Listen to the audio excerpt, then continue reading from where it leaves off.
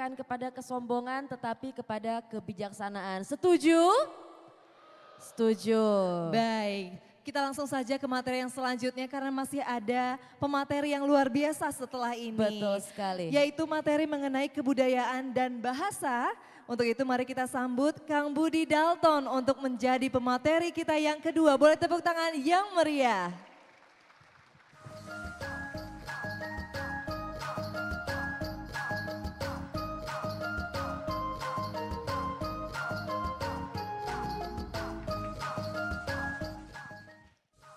Assalamualaikum warahmatullahi wabarakatuh. Selamat pagi. Deui kurang semangat, selamat pagi. Gitu. Ya, semua yang hadir di sini tadi kita udah dengar ya mengenai kebangsaan. Apapun yang kita diskusikan di sini tentunya menjadi bekal kita untuk ke depan. Nah, saya di sini ingin sedikit memaparkan berkaitan dengan kebudayaan, juga sedikit menyentuh bahasa. Ngomong-ngomong bahasa, di sini dari Jawa Barat kan ya, ngerti bahasa Sunda nggak? Karena kan ada 3 unsur kebudayaan ya, ada yang Betawi juga ada yang di Cirebon itu sedikit bahasa Jawareh katanya ya. Siapa yang dari Cirebon? Ayo. Cirebonnya ngendi? Ya parak karo kita lah. Pokoknya paling tidak kita mengenal bahasa Sunda ya di satu amparan di Jawa Barat. Oke, hari ini langsung aja ya saya akan paparkan sedikit. Saya ambil judul Sunda Seampar Jagat. Sunda Seampar Jagat. Jadi kita bicara Sunda lebih luas lagi. Kita tidak bicara Sunda itu sebuah etnik yang kecil yang tinggal di Pulau Jawa, yang tinggal di sebelah barat. Kita kupas dulu sedikit ilmu kata orang Sunda. Kata orang Sunda, Mama Mei Kartawinata, dia bicara begini. Sagala anu dicaritakeun ku jalma, ieu abdi nya, itu disebut dangiang. Jadi apapun yang disebutkan oleh manusia, yang diceritakan itu disebutnya dongeng. Tapi tentunya dongeng ini yang ada isinya. Makanya suka ada istilah dangiang galunggung, dangiang galuh pakuan dan lain-lain. Tapi segala sesuatu yang pernah kita alami dan menjadi pengetahuan untuk kita.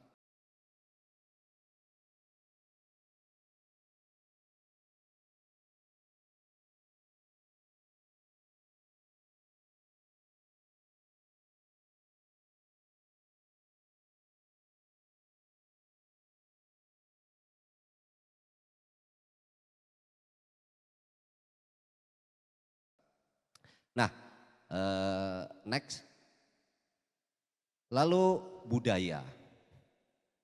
Pengertian budaya, kalau teman-teman ini menganggap Google itu sebagai sumber, ada 179 pengertian budaya. Ada secara umum, ada secara khusus, menurut Kuncara Ningrat begini, menurut itu begitu, menurut ini, dan lain-lain. Banyak sekali definisi tentang budaya. Tapi apabila budaya itu adalah asli bahasa Indonesia, mungkin saya juga mengajar ilmu budaya Sunda, tak acan mendak dina naskah, lalu dina batu, tak acan. Budaya itu tidak ada kata itu. Yang ada itu budayana. Next, budayana itu terdiri dari 2 kata, Buddha dan Yana. Buddha itu artinya perilaku atau pekerti, dan Yana itu ajaran. Banyak sekali yana-yana lain, misalnya ada Hinayana, ada Tantrayana, ada Mahayana, ada Surayana, ada Sundayana. Atau zaman sekarang disebut logi mungkin ya. Geologi, planologi, apalagi antropologi dan lain-lain. Maka budayana adalah ajaran berperilaku. Next. Ajaran berperilaku itu seperti apa? Dilanjutkan, next. Ini ada teks ya yang menuliskan mengenai budaya, jadi sesuatu yang pernah terjadi dan memberi pengetahuan terhadap diri akan menjadi sebuah pedoman atau patokan manusia dalam menjalani hidup dan berperilaku sehari-hari. Itu kalau kata akademisi disebut konstruksi keyakinan. Konstruksi keyakinan ini mitos sebetulnya yang kita yakini akhirnya. Oke. Jadi budaya adalah ajaran berperilaku. Gitu ya. Tentunya perilaku yang baik. Nu matak cek orang Sunda mah si ieu mah goreng cenah geus ninggalkeun budayana, artinya sudah berperilaku yang tidak baik gitu. Oke, lanjut. Lalu Sunda, karena kita akan memahami Sunda secara luas. Sunda itu secara umum ada yang mengartikan seperti ini lebih banyak lagi. Kalau budaya tadi 179 arti. Yang mendefinisikan Sunda jauh lebih banyak. Lanjut coba. Next. Dokter Makmun ya, Sunda itu jangkar, asalnya kecap dan lain-lain. Ada juga yang menyebutkan di dalam lontar Sunda itu suku katanya asalnya dari sin, artinya menyoroti atau terang, cahaya gitu ya. Lanjut. Ada juga yang menyebut Sunda itu di dalam sebuah dongeng Mahabharata, Satria, Wanara dan lain-lain. Di dalam Ramayana. Lalu juga Sunda tina kecap cuda cenah. Artinya putih. Lanjut. Ada juga yang menyebutkan Sunda nama sebuah gunung di utara kota Bandung itu menurut seorang geolog dari Hindia Belanda. Lalu Sunda sok aya anu ngahartoskeun lambangna keagungan Allah atau Sang Pencipta. Lanjut. Ada juga yang menyebut Sunda itu air atau lambang kesuburan. Ada yang menyebut Sunda itu waspada dan lain-lain panjang. Lanjut. Ada yang menyebut di dalam bahasa Kawi Sunda itu artinya air, tumpukan, pangkat. Bahasa Jawa Sunda itu artinya menyusun, merangkap, naik dan lain-lain. Sunda pemendakna pamansur yaitu dari bahasa Arab katanya ya. Ada sin, nundal dan lain-lain. Dari bahasa Sunda sendiri, Sunda itu artinya tidak satu. Ada yang artinya putih, terang, cahaya, tempat penyimpanan padi dan lain-lain. Tapi kalau kita simpulkan, Sunda ini tidak ada artinya yang menyiratkan negatif. Semuanya baik. Tapi kita jadi bingung. Jadi nu bener teh naon atau Sunda teh gitunya, kurang lebih. Tapi poinnya semua baik. Oke, dilanjut. Di dalam metode keilmuan Sunda ini maaf ya berubah sedikit hurufnya. Ada sebuah konsep, kita harus memahami dulu konsep dalam keilmuan Sunda bagaimana kita agar kita mengerti apa yang dituturkan oleh para leluhur atau kalau yang suka baca-baca naskah lama atau mitos atau dongeng. Jadi ada 5 metodologi bagaimana cara kita membedah keilmuan Sunda. Yang pertama itu ada silib. Ya, ada silib, ada sindir, ada simbol, ada siloka, lalu ada sasmita. Jadi artinya bukan kita belum berpendidikan, bukan belum kita berilmu, bahkan metodologinya pun kita sudah punya. Maaf ya ini agak ini sedikit nih, ada yang rubah kayaknya. Dilanjut. Juga ini salah satu metode, kalau yang tadi itu sains, bagaimana metodologi cara membedah. Kalau ini lebih kepada perilakunya. Jadi di dalam keilmuan Sunda itu ada yang disebut pancacuriga dan pancaniti.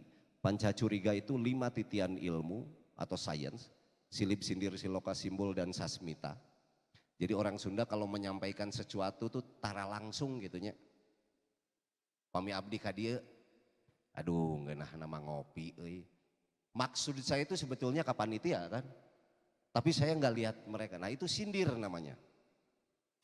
Misalnya cik pang motokopikeun kasaha tuh kasih magrib. Kenapa disebut si magrib dia? Hah? Hideung? Henteu magrib mah teu hideung. Hideung ngora. Artinya ada perumpamaan, ada majas, ada metamorf kalau kata bahasa keilmuan sekarang di dalam eh, keilmuannya disebut semiotik, semantik, hermeneutik, semua ada. Kita sudah sangat paham itu. Lalu di dalam perilakunya ada yang disebut dengan pancaniti atau 5 titian laku. Orang Sunda itu pada saat ada yang berbicara, kita dengarkan dulu kaharti henteu, niti harti, atau bahasa kerennya itu logis atau tidak. Kalau tidak logis, maka pasti ada sesuatu yang disembunyikan dari dongeng barusan. Nah, kita harus bedahi itu melalui metodologinya tadi. Pada saat kita sudah tahu isinya, maka kita niti surti, tahap memahami atau bijak di situ. Kita harus menutup apapun yang kita sudah yakini, ternyata salah gitu. Eta teh hese biasana. Sarua jangan lengitkeun egonya, cek aing mah kieu cenah cek aing geus puguh salah eta teh. Nah, kita harus surti, harus bijak. Berani memberhentikan satu mitos, satu konstruksi keyakinan yang sudah terbentuk dan ternyata itu salah. Artinya kita mendapatkan pencerahan baru atau enlightenment katanya. Lalu niti bukti teh dibuktikan heula. Atau bahasa sekarang riset katanya, di research dulu, tabayun heula. Baru kalau kita sudah yakin bahwa itu adalah benar, menurut kita baru dibaktikan. Dibaktikan teh dipasian terangkan usanes, dibagikan ilmunya, barulah kita bisa disebut sebagai niti sajati. Kita sudah melampaui tangga titik untuk memberikan sesuatu yang baik terhadap orang. Di dalam membaktikan juga itu tidak serta-merta kita dapat teks gitu ya, misalnya zaman sekarang WhatsApp. Wah, ya menarik berita langsung kita share. Entong gitu. Ini bisa diaplikasikan juga dalam kehidupan sehari-hari. Makanya orang Sunda mah cenah sok heureun kuletah zaman dulu ya.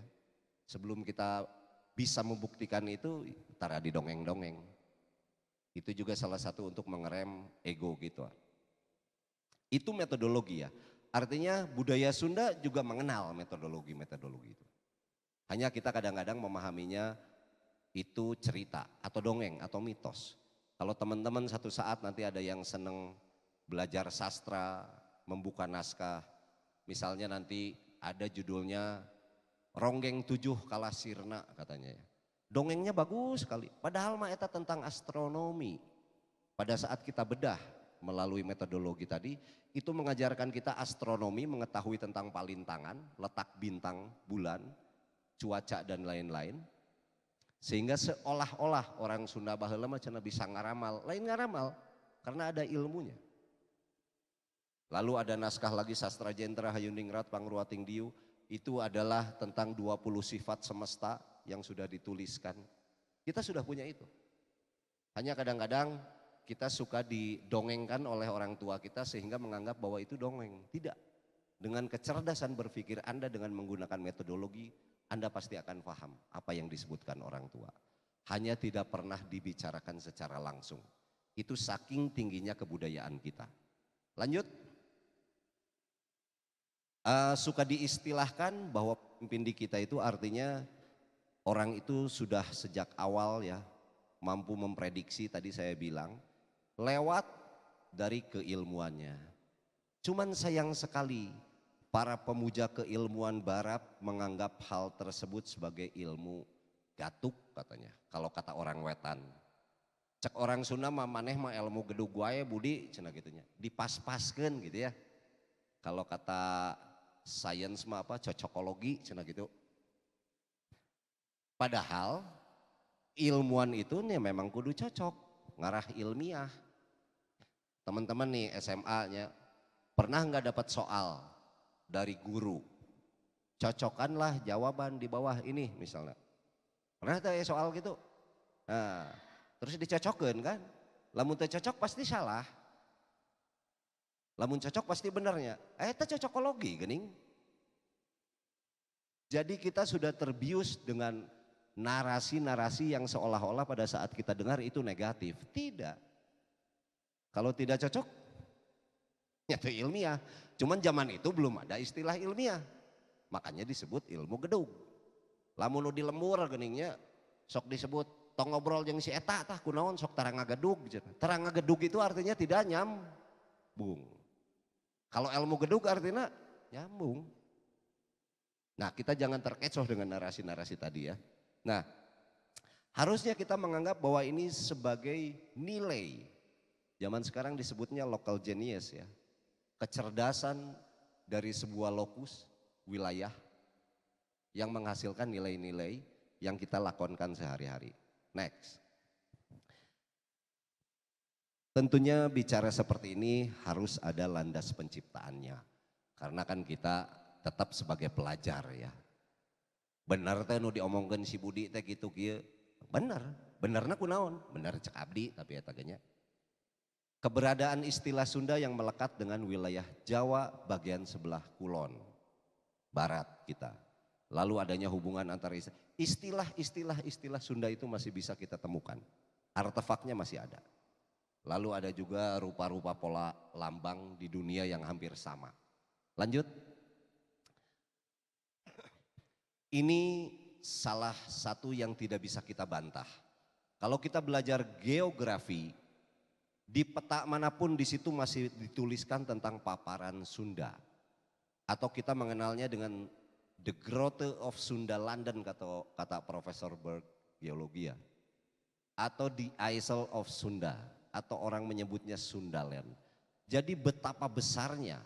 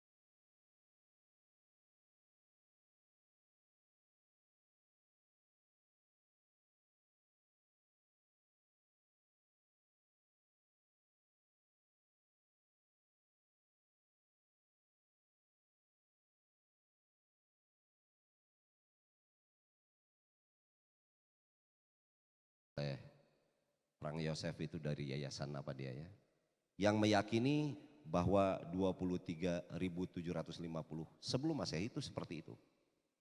Dan sekarang itu sudah tenggelam gara-gara ada sebuah bencana letusan gunung yang besar lalu air lautnya naik 180 meter.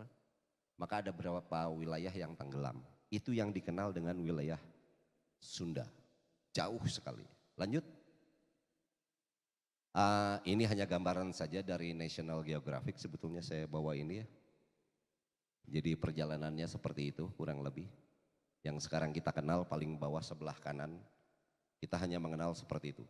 Yang disebut-sebut Sundaland itu kita bisa lihat paling atas sebelah kiri. Sebesar itu paparannya. Jadi tidak aneh kalau dulu ternyata dari kita gitu, dari Pulau Jawa bisa ke Thailand gitunya. Entah kendaraannya apa, mungkin kuda, mungkin lempang, mungkin helikopter, mungkin entah. Karena di dalam relief-relief juga banyak digambarkan tentang kendaraan yang hebat itu. Yang seolah-olah kata manusia sekarang, teu mungkin karuhun bisa nyieun kieu. Tapi di reliefnya faktanya ada. Lanjut.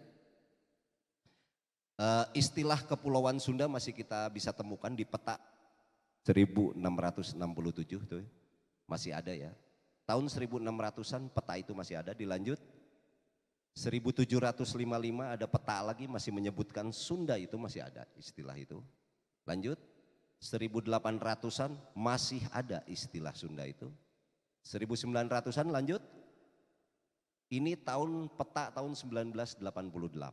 Masih menyebutkan Sunda besar, Sunda kecil. Istilah itu masih kita kenal dan masih ada. Lanjut.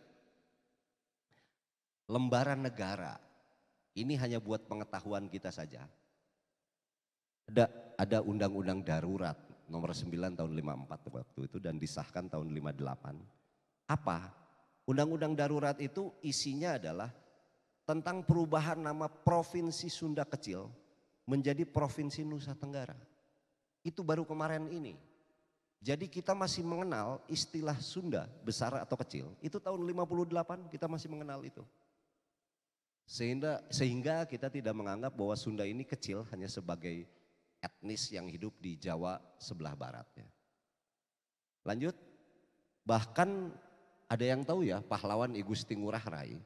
Itu beliau ini disebutkannya sebagai anggota pejuang MBO Markas Besar Umum Dewan Perjuangan Republik Indonesia Sunda Kecil. Jadi Sundanya itu masih ada. Dia disebutkan di situ ya ada perang yang besar itu di daerah Tabanan dengan pasukannya Ciung Wanara. Jadi kita masih mengenal itu ya istilah itu. Lanjut. Diyakini bahwa Pulau Jawa sebelah barat, di situ dulunya ada gunung yang sangat tinggi. Sebagai puserna, jadi kalau matahari itu menyinari bumi, kalau kita berdiri itu kalangkang gitunya. Artinya kita benar-benar paenteng-enteng jeung panon poe, berhadapan dengan atau bercermin dengan matahari. Wilayahnya kebetulan di Pulau Jawa bagiannya sebelah barat, di mana yang kita tinggali sekarang. Dan sisa-sisa dari kebudayaan itu Sunda yang kita maksud itu masih ada. Lanjut.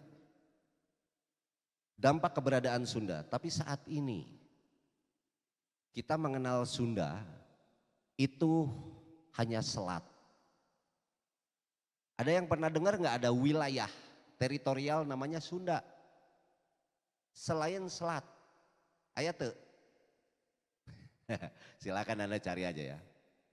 Karunya orang Sunda. Misalnya, kamu orang mana? Saya orang Sasak. Pulauna ya tuh. Nya aya tuh cenah Mataram gitu ya. Orang mana? Bali Age, di mana? Bali. Orang mana? Orang Batak. Pulaunya mana? Sumatera. Orang mana kamu? Orang Bugis. Pulaunya mana? Sulawesi. Orang mana? Orang Sunda.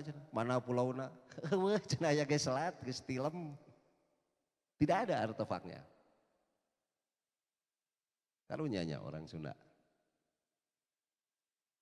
Oke, lanjut. Hilangnya tanah Sunda atau kepunahan sebuah bangsa. Penamaan Sunda besar kecil tadi ya, itu masih ada. Juga Sundaland, ini diakui sampai saat ini di wilayah akademis. Khususnya geografi ya. Tapi sayangnya kita hanya mengenal Sunda itu hanya di bagian Jawa sebelah barat. Lanjut. Bahkan istilah Sunda dalam dunia sains itu juga sudah hilang. Misal penelitian-penelitian itu selalu berbahasa Latin. Itu saya ambil contoh saja ya. Ada yang namanya Rhinoceros sundaicus. Sudah jelas di situ Sondaicus, Discopora sondaicus, Bos sondaicus, semuanya sundaicus. Tapi pada saat ditranslate Rhinoceros sundaicus, badak Jawa. Kapan sundaicus? Panthera tigris sundaicus, harimau Jawa. Ya. Nah seri, ya nu salahna yang mentranslate atau memang maksudnya Sundaicus itu adalah Pulau Jawa. Nah ini yang perlu, saya hanya memberikan trigger adik-adik yang lebih mudah mengakses data-data dan keilmuan mungkin ke depan bisa memecahkan ini. Naon sih maksudnya? Kok bisa jadi berubah pada saat ditranslate? Atau memang betul peradaban Sunda ini memang dihilangkan atau memang hilang dengan sendirinya? Lanjut. Sunda itu adalah sebuah pengetahuan hidup tentang bagaimana sebuah berperilaku baik, jujur, rendah hati dapat dilatih, dibentuk menjadi sebuah karakter atau watak. Bagaimana adab dan sopan santun wajib menjadi pola dasar hubungan antara manusia dan alam sekitar. Sunda mengajarkan juga agar orang mampu memanusiakan dirinya dan selalu menjaga kehormatan. Makanya Sunda selalu bicara tentang leluhur gitu ya. Menghargai yang sudah tidak ada, yang memperjuangkan kita hidup sampai saat ini. Lalu Sunda itu sebuah pengetahuan hidup. Emang pengetahuan apa? Pengetahuan hidup itu siga naon sih? Faktualnya itu seperti apa? Sunda akan memahami, Sunda itu di dalam namanya ajar pikukuh Sunda. Memahami keilmuan Sunda itu seperti naon sih gitu sebetulnya, detailnya. Maka dilanjut. Kita mengenal tentang Sang Pencipta. Kita tidak ujug-ujug ada hidup di bumi gitunya henteu. Cek orang Sunda mah cenah jalma lain tina beulah batunya teu pupuguh henteu. Kita mencoba mengenal tulisan-tulisan yang dituliskan oleh Sang Pencipta. Kita mengenalnya kata orang Sunda hirup hurip dina huruf. Ternyata alam yang seluas ini sudah memberikan kita mengenal 20 sifat. Ada yang panas, ada yang dingin, ada yang gelap, ada yang terang dan lain-lain. Itu semua menyimbolkan kepada kita sebuah huruf. Lalu sama orang Sunda dihurufkan. Lanjut. Apa hurufnya gitu ya. Nah ini proses perjalanan tadi di dalam kebangsaannya Pak Islah disebutkan. Proses penciptaan sudah mengenal, sudah. Di dalam kebudayaan Islam katanya kan. Lalu Stephen Hawking dengan teori Big Bang-nya. Ayo orang Sunda teboga gitu, boga, punya. Ini catur kubuyutan di dalam buku atau naskah Carita Batara Guru. Apa? Carita Batara Guru itu menyebutkan tentang proses penciptaan sehingga terjadinya kita itu ada di mana. Dari tidak ada gitunya disebutnya jagat suwung, lalu ada yang disebut laksaketi sorahyang. Jadi proses penciptaan itu ada yang disebut bunyi dengung eng. Eng itu bahasa kerennya bunyi kosmik katanya. Atau frekuensi. Kita sudah kenal itu juga. Laksaketi suara tawon. Laksaketi itu ribuan suara tawon. Lalu ada inyang putih, ada bintik-bintik. Kita mengenalnya dengan solar systemnya. Atau jagat semesta. Baru kita mengenal jagat ageng, jagat genjlong. Nah itu Big Bang teorinya. Lalu waruga jagat. Kita mengenal dengan tata surya zaman sekarang. Sudah disebutkan di situ juga.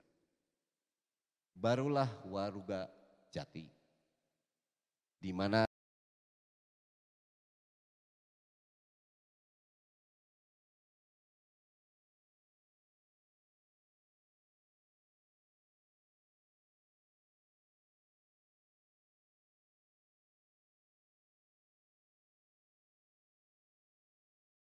itu ada zoom in, zoom out gitu ya di handphone. Kita ini dari bumi, kita sekarang zoom out. Jauh. Zoom out lagi gitu ya. Seolah-olah kita ini satelit Hubble yang bisa melihat ruang angkasa. Gimana hasilnya? Kayak gitu tuh. Ternyata bintik-bintik gitu. Cuman nggak tahu seenaknya atau nggak tahu apa, pokoknya kata mereka tuh you are here. Cenah teuing di mana itu you are here? Betapa kecilnya manusia. Ini baru Milky Way atau yang kita kenal dengan Andromeda. Dan itu masih bisa dilihat lebih jauh lagi. Betapa luasnya. Atau kurang lebih kita seperti gambar yang di bawah sana ya, kecil. Atau kalau kita balikan sekarang, kita di bumi, di sini. Lalu kita melihat ke angkasa, ada bintik-bintik, kita menyebutnya bintang saat ini. Apa bedanya dengan tadi kita dari luar, sekarang kita lihat dari bumi. Sama saja. Bahkan boleh saja pertanyaan liar itu muncul. Kok sebesar begini kehidupan cuma ada di bumi ya? Mungkin gak ada di tempat lain. Ya gak tahu, belum ada yang meneliti. Manusia ka Mars ge can pernah. Gitu ya. Tapi ternyata ciptaannya Sang Pencipta itu sangat luas sekali. Dilanjut. Ini salah satu contoh misalnya. Kita sedang berdiri di bumi. Ya. Lalu yang paling dekat dengan kita tuh ada Mars, ada Saturnus, ada benda-benda langit lain. Kalau saya merokok di sini misalnya asapnya itu kira-kira sampai nggak ke Mars atau ke matahari atau ke, tidak ada yang membatasi atau tidak ada benteng yang membentengi antara kita dengan Pluto misalnya. Tidak ada kalau kita gambarnya seperti ini. Orang Sunda menyebutnya langit. Jadi langit itu bukan yang teman-teman biasa tunjuk. Kalau teman-teman menunjuk itu awan. Lamun langit mah iya. Budi cenah dulu waktu saya kecil mimiti maneh bentan nu kadeuleu lain aing cenah. Langit. Baru saya. Artinya langit itu ini. Ini yang ada di hadapan kita. Kalau kita tarik jauh tadi, itu tidak ada antaranya. Dan tiap hari secara sistem itu masuk ke dalam hidung kita. Itunya tanpa kita sadar, dia itu menghampiri kita. Keluar lagi, masuk, keluar lagi. Itu yang menghidupi kita. Percaya tuh, lamun teu percaya tutupan irung sok. Tong lila teuing 3 menit teh. Ya, itu tiap hari menghampiri kita. Kenapa kita tidak pernah menyapa dia? Siapa dia itu? Dia itu yang tadi yang sangat besar, yang tidak ada batasnya. Dan datang ke kita tiap hari. Karena kita kebanyakan teorinya gitu, sehingga kita seolah-olah jauh. Tidak, kita paling dekat dengan dia. Makanya dalilnya dia ada di mana-mana.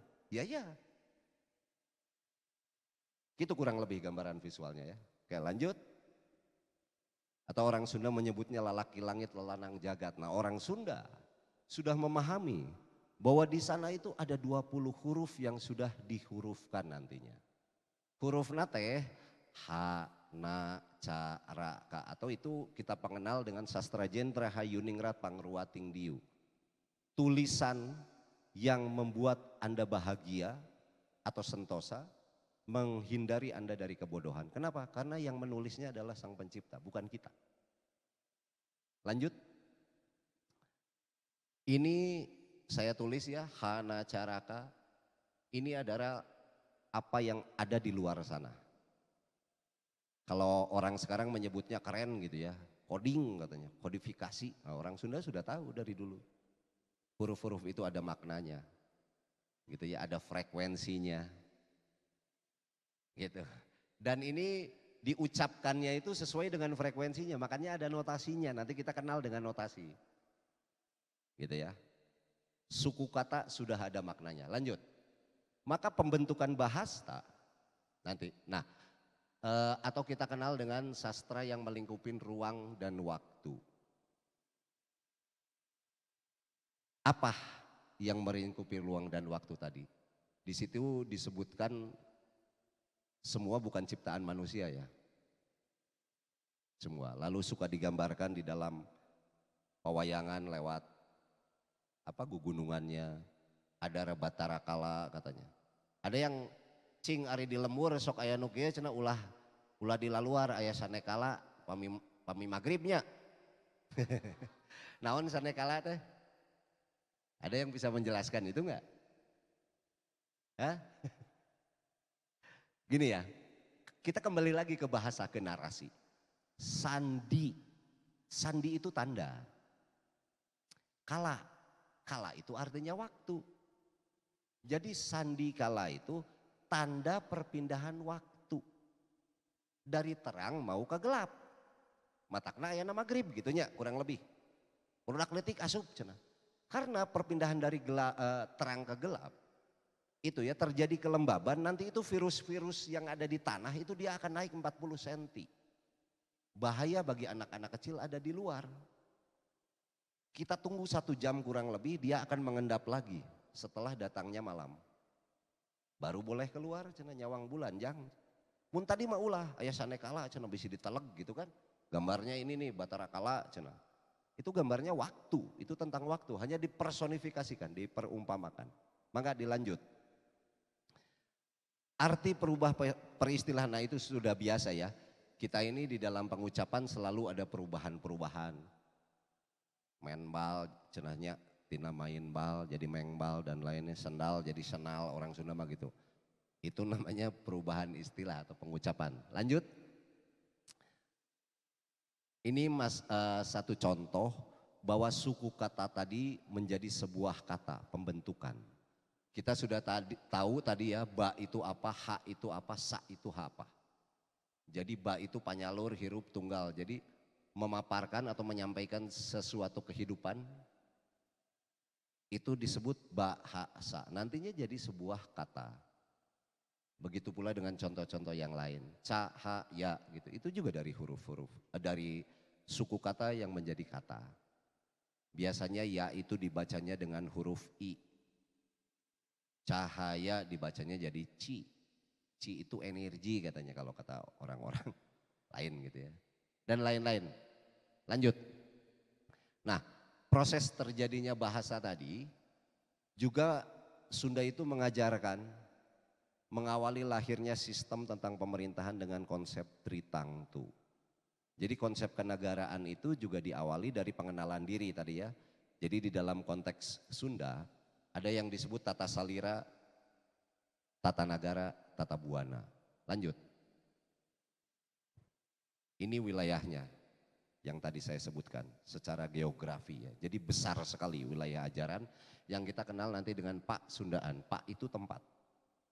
Pak mandian tempat mandi, Pak mancingan tempat mancing gitu ya. Pak itu tempat artinya. Maka kalau teman-teman mendengar kala Pak, kala itu waktu. Pak itu ruang atau tempat. Jadi ruang dan waktu hanya disimbolkan melalui sebuah bentuk kala Pak. Makanya orang tua kita, iya bacain yang tinggal kamu tahu nggak metodologinya tadi cara membacanya.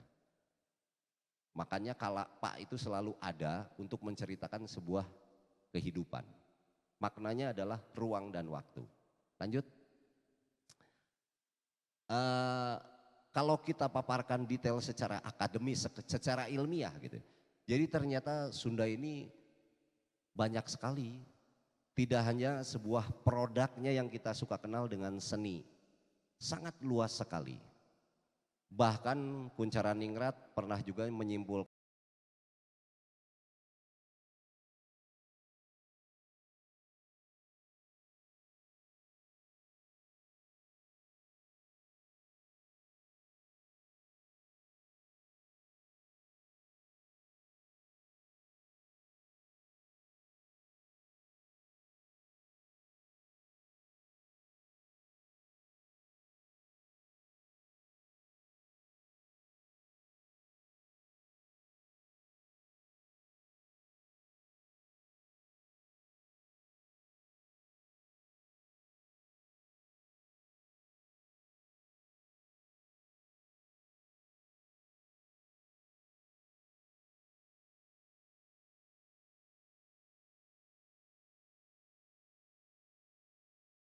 dalam membatik itu juga perumpamaan, mengenal logam, mata uang sudah kenal juga, arah angin dan lain-lain.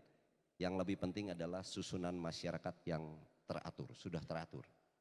Makanya pada saat 1292 ya Kubilai kan datang ke kita, dia bingung mau menjajah apa karena kita sudah teratur saat itu. Tahun 1200-an ya kita sudah mengenal itu. Lanjut. Ini yang dititipkan oleh para leluhur. Ternyata cuma sesimpel ini. Jadi bangsa anu jaya nyaeta anu pageuh gunungna, herang caina, hejo leuweungna, subur taneuhna, maka makmur rakyatna, hirup hurip ngahurup.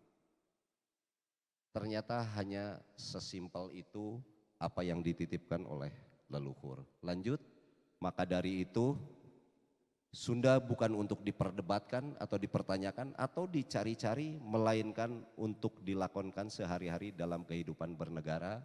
Intinya kita kembali ke jati dirinya, mengenal dirinya. Sunda itu mengajarkan, mengantarkan kita untuk mengenal dirinya. Bagi kebudayaan apapun, kita disarankan atau dihimbau untuk mengenal diri. Komo anu Islamnya gitunya, anu kebudayaan Islam teman-teman. Ada katanya teksnya itu ya, man arofa nafsahu faqad arofa robah cenah gitu. Aya nu ti kobong di pasantren. Di dinya teh kesimpulanna sing saha anu wawuh ka dirina tangtu wawuh ka Gustina gitu sanes. Aya nu ti pasantren. Ayanya. Jadi barang siapa yang mengenal dirinya tentu dia akan mengenal Tuhannya. Jadi kalau kita mengenal diri kita, maka kita akan percaya kepada diri kita. Atau kita mengenal dengan percaya diri. Kalau kita sudah percaya diri, maka kita akan mempunyai jati diri. Kalau kita sudah punya jati diri, maka kita akan punya harga diri. Kalau kita sudah punya harga diri, tidak mungkin kita akan menjual diri. Segitu aja sementara dari saya. Billahi taufiq wal hidayah. Wassalamualaikum warahmatullahi wabarakatuh. Hatur nuhun. Waalaikumsalam warahmatullahi wabarakatuh. Dan untuk Kang Budi Dalton agar bersedia untuk tetap di atas panggung terlebih dahulu. Karena ada apresiasi yang tentunya akan diberikan secara langsung oleh Sekretaris Dinas Pendidikan Provinsi Jawa Barat, Bapak Insinyur Haji Yesa Sarwedi Hamisenu MPD, berupa plakat tentunya. Boleh sekali lagi berikan tepuk tangan yang meriah untuk Kang Budi Dalton. Silakan untuk diabadikan terlebih dahulu. Baik, terima kasih kepada Bapak Yesa yang telah berkenan memberikan plakat kepada pemateri kedua kita. Dan untuk selanjutnya pemberian goodie bag yang akan langsung diberikan oleh Ibu Iva Hanifah Misbah MA Psikolog selaku steering komite Jabar Masagi. Disilakan berikan tepuk tangan yang meriah dan silakan untuk didokumentasikan terlebih dahulu. Baik, sekali lagi terima kasih kepada Ibu Iva yang sudah berkenan memberikan goodie bag kepada pemateri kedua kita yaitu Kang Budi Dalton. Luar biasa sekali ya, yang pastinya materi yang diberikan oleh Kang Budi ini juga menjadi bekal, salah satu bekal di hari ini untuk bisa menjadi, memperkuat ya identitas kita sebagai orang Sunda ya pastinya. Betul, betul sekali.